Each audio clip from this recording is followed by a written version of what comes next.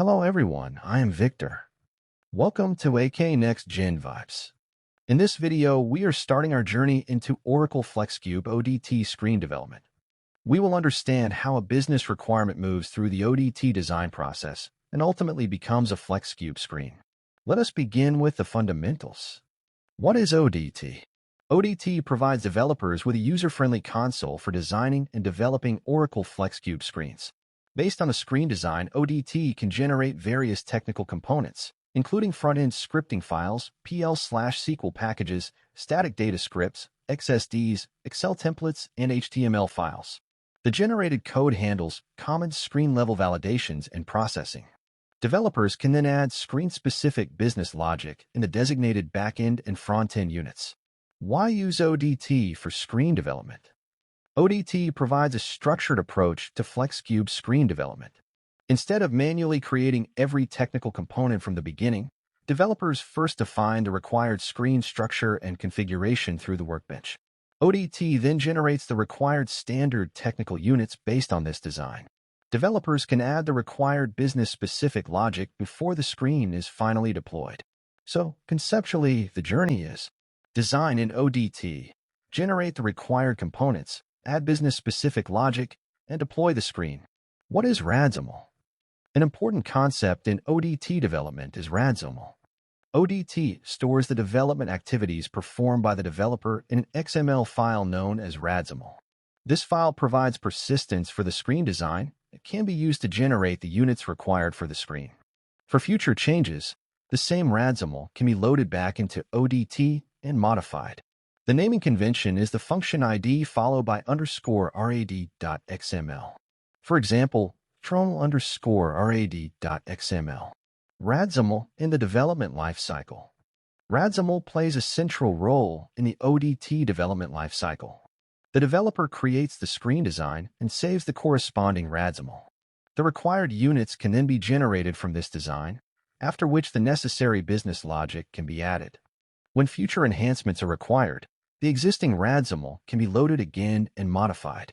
The development guide also recommends saving the RADXML regularly during development. This helps preserve the latest screen design as development progresses. Extensible Development Framework. Now let us understand the Extensible Development Framework. The framework described in the guide classifies FLEXCUBE development into 3 release types: Kernel, Cluster, and Custom. Kernel represents the core product. Cluster represents region-specific enhancements or developments built on top of the kernel. Custom represents customer or bank-specific enhancements. This structure helps organize development across different layers while keeping higher-level developments non-invasive to the underlying levels. Kernel, cluster, and custom. We can visualize this as a layered structure. At the base, we have kernel, representing the core FLEXCUBE product. Above kernel is cluster, which contains region-specific enhancements. At the next level is custom, where customer or bank-specific enhancements are maintained. ODT can segregate changes across these release types and generate the corresponding files accordingly. Developers can then add business logic to the appropriate release-specific units. Complete ODT screen development flow. Now let us look at the overall screen development sequence described in the guide. First, identify the data sources and their relationships. Second, group the data sources into data blocks. Third, design the screen layout. Fourth, group the block fields into field sets. Next, attach call forms and launch forms wherever required. Then define the lists of values, or LOVs. After that, design the summary. And finally, define the required actions. This overall sequence gives us the foundation for developing a screen through ODT. Step 1. Identify data sources. The first step is to identify the data sources required for the function. These can include the tables and views involved in the screen being developed. The developer also needs to understand the relationships and hierarchy between these data sources and identify their appropriate types. One important point to remember is that every screen should have one and only one master data source. A properly designed data source structure provides the foundation for the remaining screen configuration. Step 2. Create data blocks. Once the data sources are identified, the next step is to create data blocks. A data block is a logical grouping of fields from one or more data sources. Generally, a data block contains one data source. However, where logically related information is involved, data from multiple data sources can also be grouped appropriately. So the basic relationship is database tables and views become data sources, and these data sources are then organized into data blocks based on the screen functionality. Step 3. Design the screen. After establishing the underlying data sources and data blocks, we move to screen design. This is where the configured information begins to take the form of the user-facing screen. The developer designs the screen layout based on the required functionality and the underlying block structure. Conceptually, the journey moves from data sources to data blocks, and then to the screen layout. Detailed screen properties and configuration options will be covered separately in a later video. Step 4. Define field sets.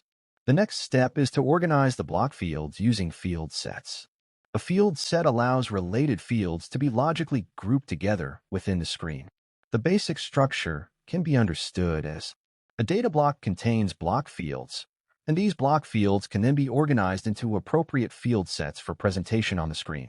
This helps structure related information logically within the user interface.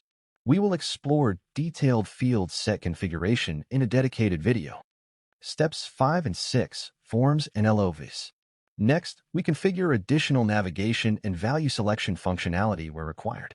Call forms can be attached to connect the current function with another related function or screen according to the configured relationship. Launch forms provide another mechanism for launching an associated function from the main screen. We can also define lists of values, commonly known as LOVs, for applicable block fields. LOVs provide users with controlled value selection functionality. Together, these configurations support screen navigation and structured data entry. Steps 7 and 8. Summary and actions.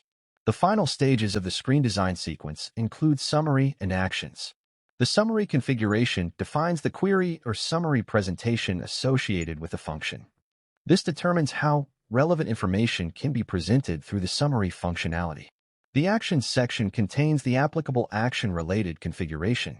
The guide also covers related configuration areas such as web service and amendable field information. Once these design elements are configured, the overall ODT screen definition moves closer to completion. End-to-end screen development flow. Now let us bring the complete development journey together. We begin with a business requirement and understand what the function needs to achieve. We then define the required data sources and organize them into data blocks.